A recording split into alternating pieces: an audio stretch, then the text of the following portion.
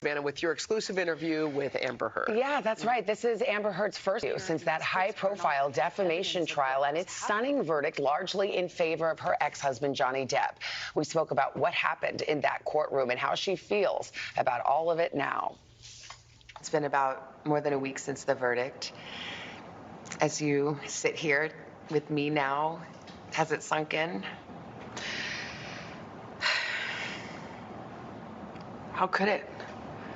It's surreal and difficult. In part, yes.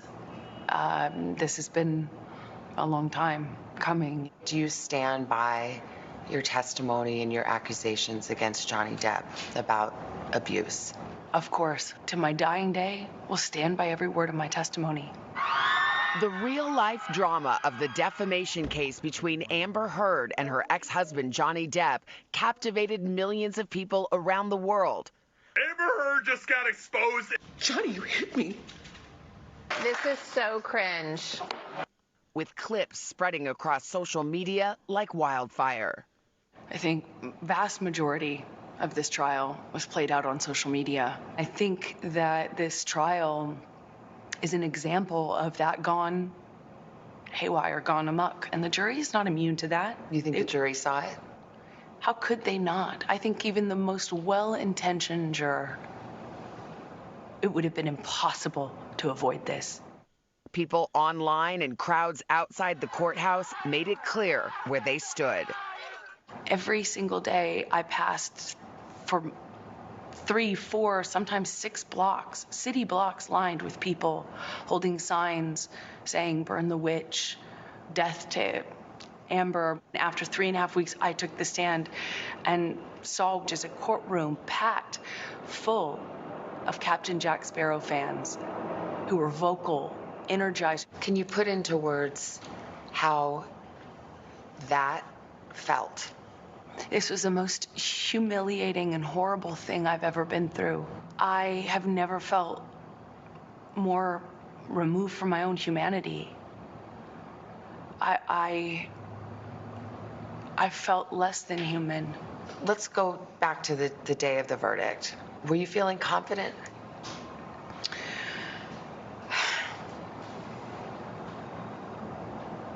That's a great question. I wish I could say yes to that.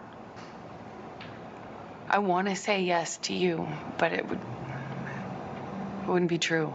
Even if you think that I'm lying, you still couldn't look me in the eye and tell me that you think on social media there's been a fair representation. Do you find that Mr. Depp has proven all the elements of defamation?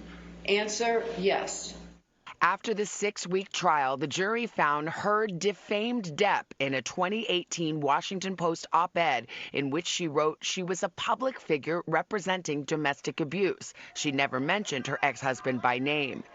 Depp denied the abuse allegations in court. Heard won just one of 3 claims in her countersuit against her ex-husband.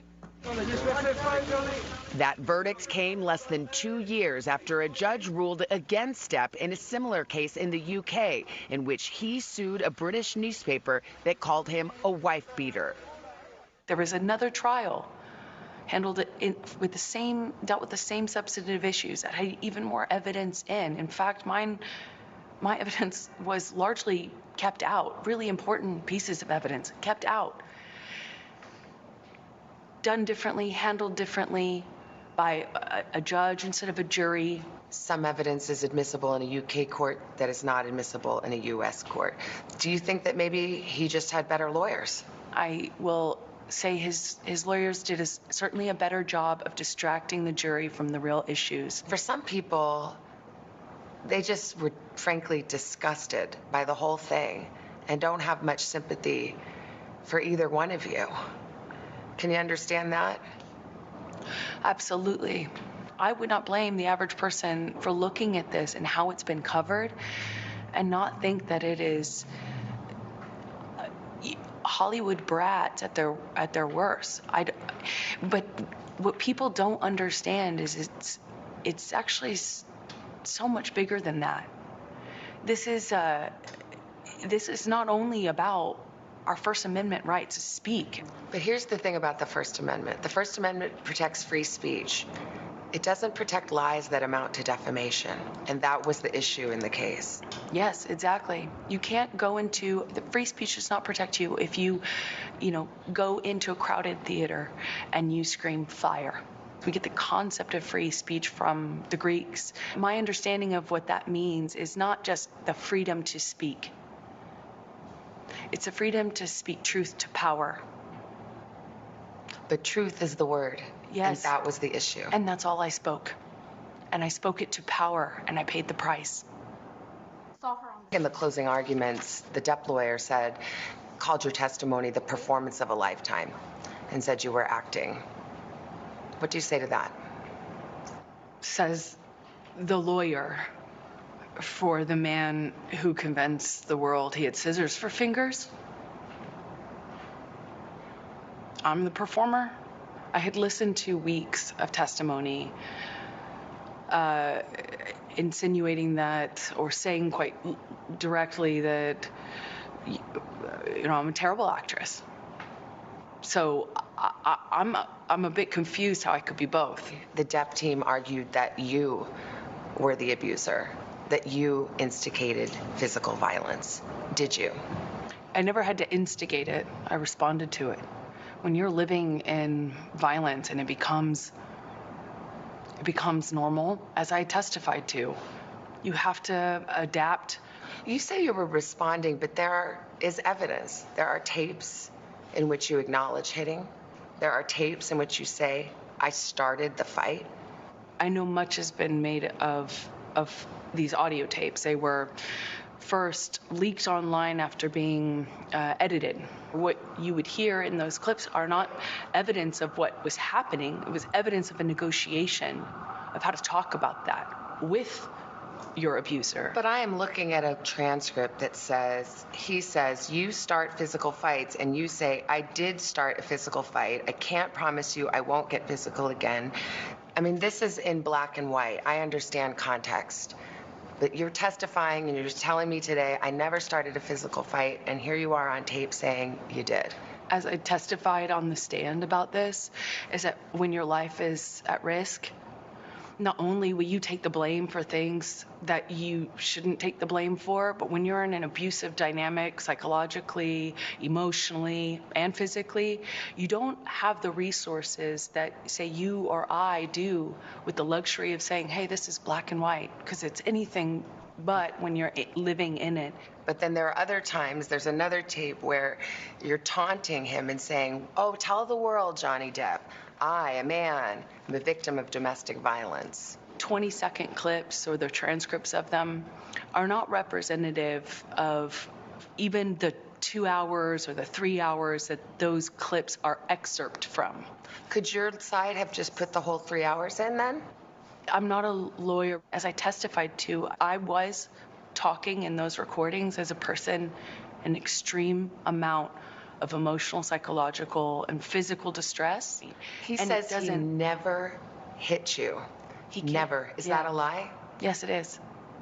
What about the witnesses who said they have seen you instigate physical violence? I've seen firsthand how people will file rank and support the person they depend on. Did they all come in and lie in court?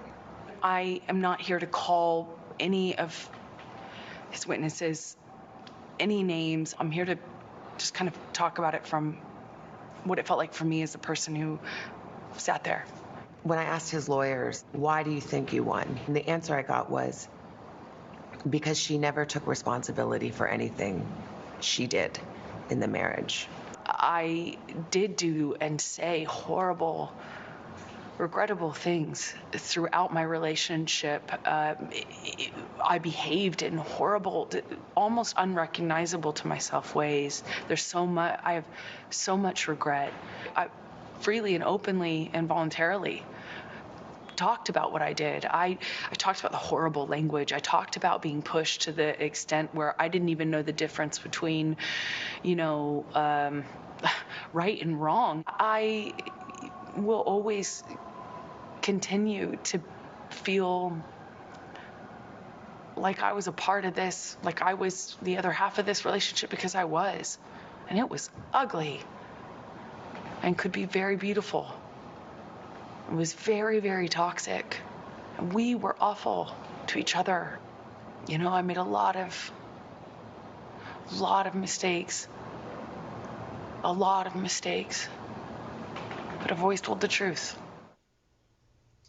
Hurt's lawyers say they plan to appeal that verdict. And as for the notion from her